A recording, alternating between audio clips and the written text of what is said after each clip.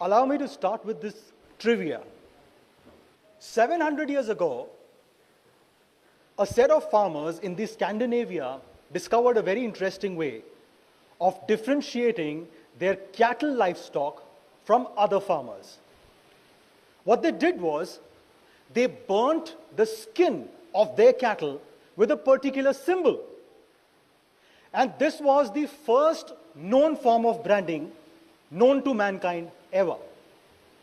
In fact, the word brand literally means to burn in a North German language. And as we know the word today, branding, 700 years hence. It may also be of interest to you to know the oldest known brand to the human race. What's interesting is that this brand has been in continuous usage. You know how many years? 3,000 years. What's more interesting is that this is an Indian brand. Unless you've already guessed it, the brand's name is Chyawanprash. Yes, ladies and gentlemen, make no mistake, this is not a product name. This is a brand name. It was invented, or rather innovated, in 1100 before Christ, BC, by Ashwini brothers. They were the Raj Vaidya, the royal doctors of the Ayurveda period. And that's when they invented it, and as we know it today, it is officially recognized as the oldest continuously used brand known to mankind. So ladies and gentlemen, I welcome you to Asia Brand Conclave 2015. This is a brainchild of a leading conglomerate, VWP World Brands, a team that comprises insightful thinkers and passionate doers. And now I'd like to call upon stage my friend, managing editor, very dynamic, of VWP World Brands, Mr. Partho Sarthi Lahiri, on the stage, please. A very good evening. So it's about time for Asia, Brand Asia, to announce, to declare, move over world. India has the right, and Asia has a right too. IT and ITs are the staple, as a lot of global brands, a lot of global organizations setting up their manufacturing and remote processing centers here. Cheap labor, hard-working mindset, immense talent, and of course, a burning desire to succeed is making this part of the world sleepless. This brings us to India. India is probably the biggest market in this part of the world, with immense buying power. People have the money and they're spending it, and they're spending it in abundance. We have the manufacturing hub for most luxury fashion brands. IT and ITs are booming. Medical tourism has been on the upswing. Even a lot of visual effect work from the Hollywood blockbusters are being designed in our shores. Commendable, isn't it? So the collective chorus of this region sounds something like this. You can love us, you can hate us, but you can't ignore us. Sincerely yours, Asia. However, not all the heroes and the brands are appreciated every night. And this is where we come in. One of the few brand evaluation companies in the world, VWP World Brands, where merit prevails over everything else. Admired Brands of Asia and Admired Brands of India are a small initiative towards that direction. This platform has been specifically designed and conceptualized to celebrate the spirit of Brand Asia, particularly Southeastern Asian countries, UAE, and India. So without wasting any further time, ladies and gentlemen, let's join hands to celebrate the spirit of Brand India, Brand Asia, and some phenomenal leadership behind it tonight. Thank you so much. Ladies and gentlemen, I'd like to welcome our guest of honor, Sri Ram Jethmalani ji, who's here with us. With a big applause, sir, we thank you for coming over and we welcome you here at Asia Brand Conclave. I wish the world was a world of sport. Sport ultimately means fun, laughter, excitement. These are three qualities which really, really make life worth living. But is it the real state of the world? It is not. Today, instead of laughter, you find hatred. Instead of peace, you find terrorism. And instead of public service, you find corruption and greediness. Now, all these are things which the corporate world has to take care of. But what bothers me today more than anything else, that the corporate world really needs some kind of Darwinism in the practice of your business operations. I am one of those who believes that there should be the Adam Smith's free market. There should be the invisible hand of the free market rather than the visible hand of the politician and the corrupt people who rule us. So my friends, I think you should apply your mind in this VWP of yours. I am very happy to be here with you, and thank you so much. I would now like to call upon stage Mr. Sandeep Marwa, Chairman and Managing Director, Marwa Film Studio. Thank you so much. Good evening. My Honorable Sir Jethmalani Sahab, distinguished guest, awardees. Well, I have not seen God, that's for sure. And when I checked with my parents, they said even they have not seen God.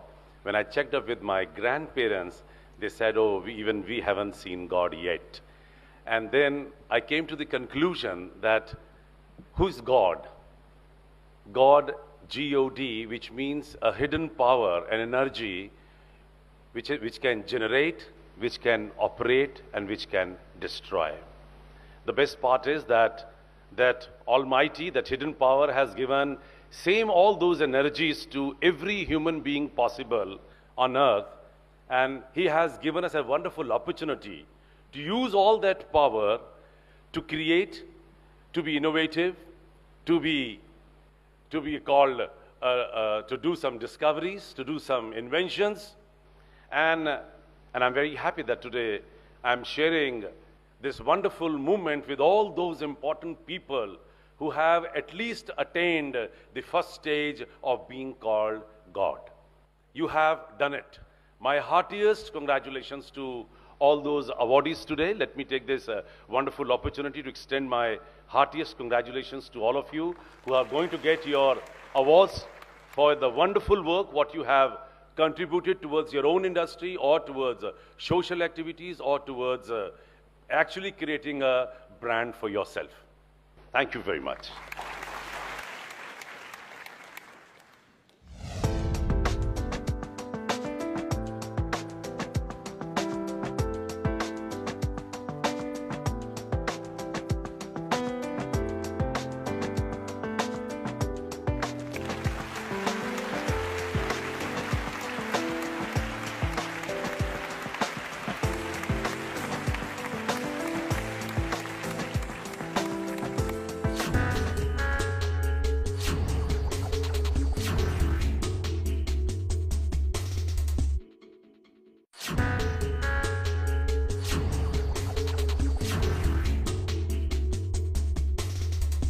So here we begin with the awards, Admired Leaders of Asia Awards. The first award is for a personality who's regarded as the pioneer of radial technology in India.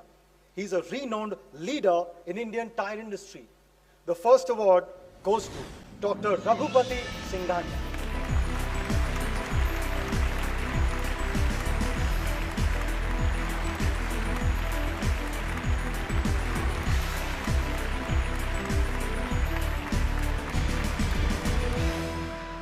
Move on, next one, a leader extraordinaire with a great eye for spotting emerging fashion and trends, creating a surge for shoe manufacturing in India. On the stage, please welcome Mr. Adesh Gupta, CEO, Liberty Shoes.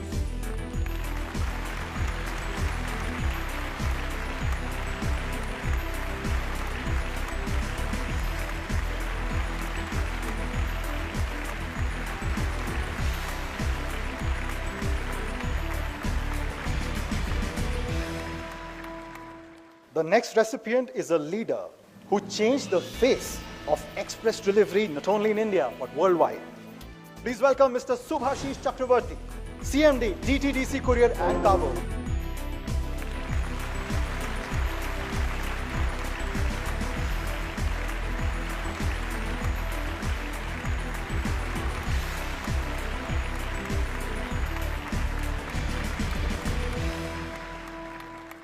The next recipient is a champion of market conditions and consumer psyche. Please welcome on the stage Mr. Gautam Bali, Managing Director, Vestige Marketing.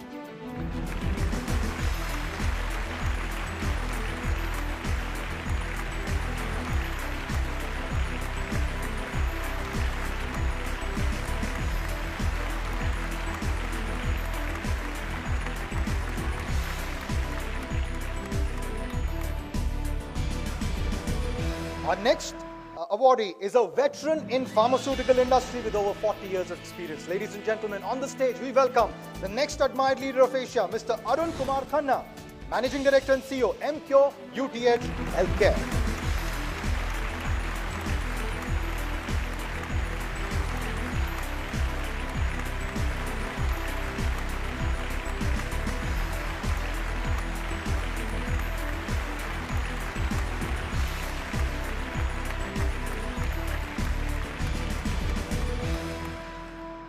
Our next recipient for Admired Leader of Asia is the man credited for setting the Mumbai skyline, Mr. Niranjan Hiranandani, Managing Director and Co-Founder, Hiranandani Developers from Mumbai. You're welcome on the stage.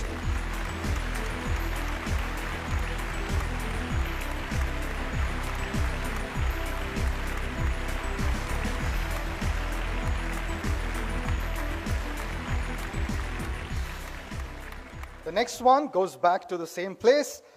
Co-founder and Managing Director, Hiranandani Developers, a technical and architectural genius behind Hiranandani Developers, Mr. Surendra Hiranandani. You're welcome on the stage, please, sir.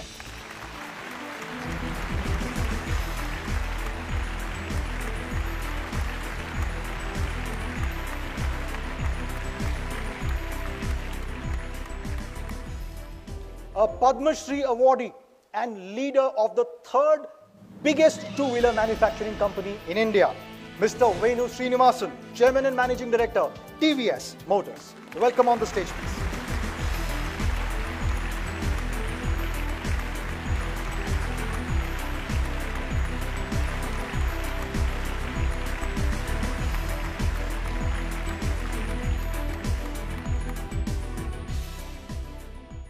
This award is for Mr. Rana Kapoor, who's the Managing Director and CEO of Yes Bank, and the award for being a visionary and banking and business leader.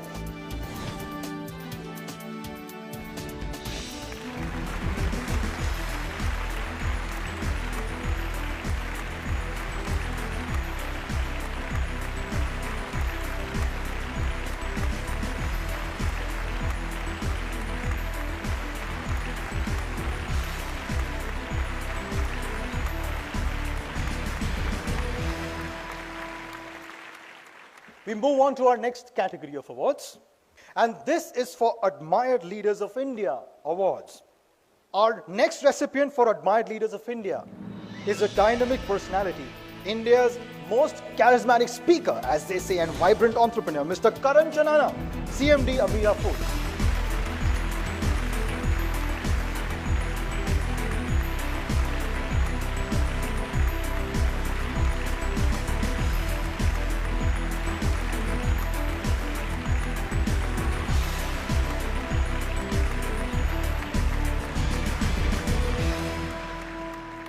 Next awardee, a young leader known for her philanthropy as well as business acumen, on the stage with a lot of pride. We welcome Ms. Roshni Nadar Malhotra, Executive Director and CEO, HCL.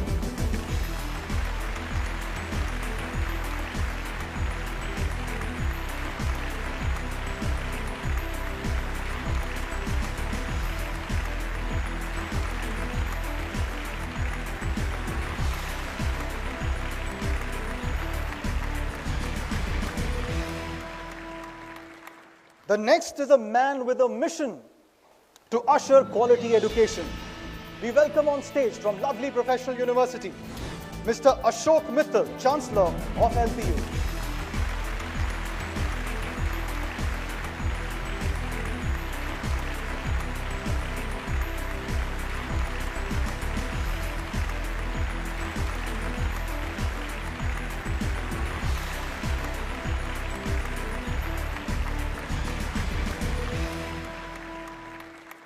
Okay, our next awardee, a cosmetologist par excellence. She's responsible for building global brands like Color Bar, Skin Formula 9, etc. in India. Ms. Dolly Kumar, founder and director, GAIA. On the stage, please.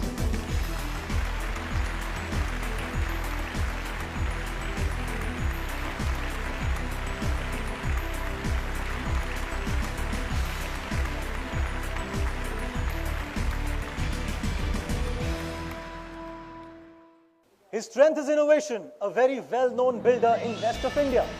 Mr. Moti Punjabi, Chairman, Rama Group. You're welcome on the stage.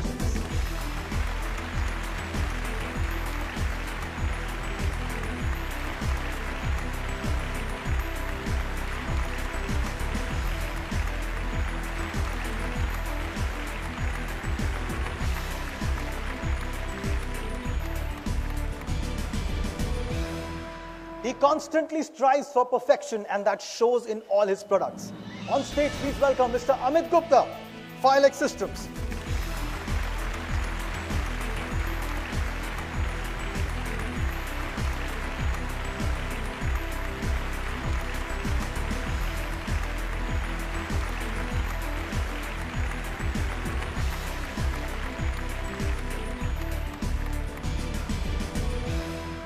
Our next admired leader of India is responsible for strategically getting into joint venture to create a strong base for brand V-John. Of course, we know the brand with Shah Rukh Khan as well. On the stage, Mr. Bhupinder Singh Kochar, Chairman, V-John Group.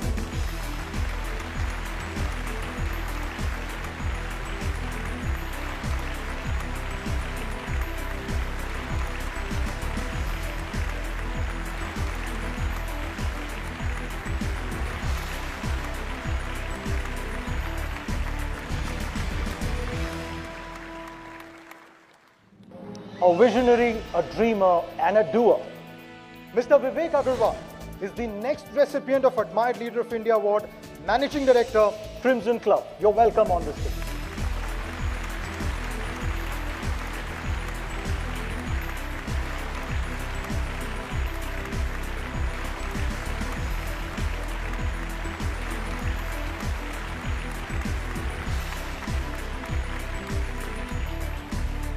Our next recipient represents the new generation of Indian entrepreneurs. On the stage, we welcome Mr. Rakesh Grover, Chairman and Managing Director, Grover Sons Group.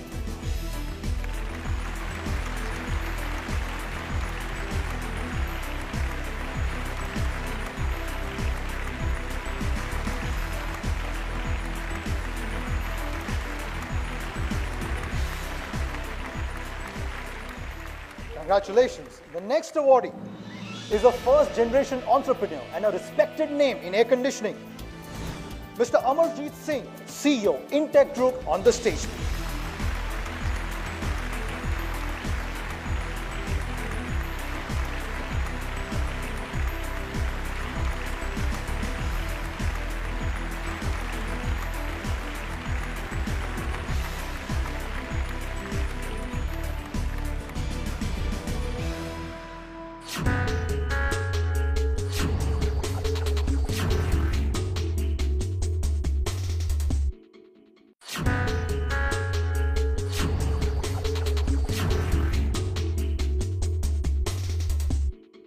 Friends, good evening. Welcome to this panel discussion. This is on Asian brands and global challenges. Now, before I set the discussion open, few interesting facts, as I'm so fond of. We all know Asia is the largest continent. Asia is also house to 60% of human race. About 4.1 billion people reside in Asia. Asia is the biggest economy in terms of purchasing power parity, and something more interesting. Out of the 10 tallest buildings in the world, 9 are in Asia. of the 10 biggest shopping malls in the world, all 10 are in Asia. Right? But there are certain challenges, there are certain threats, there are certain weaknesses. So let's put the house open. Let's start with Ms. Anika Agarwal. I think when we look at Asian brands, we should sort of switch that concept off and say that it's not about Asian brands, but today Asian consumers are also global consumers. So today it's becoming far more of a one world, and people who are far more evolved, who have the use of technology at their disposal to make up their mind about things. And I think that's the construct that we should sort of start the conversation with. I think the other piece that we need to look at is just not a brand, but what is an Asian country sort of standing for. Today, if you look at China, from where they were a couple of years ago, where I would not touch a Chinese product and say it's fake, to some of the few Chinese brands which are doing so well globally and in Asia as well. I think by and large, I would say the challenges, I think we started this seminar on a very nice note, and I think the three major challenges which still remains are to establish the brand value, establish the market connectedness, and of course innovation. I think these are the three driving forces which would really form the basis of brand building right across Asia.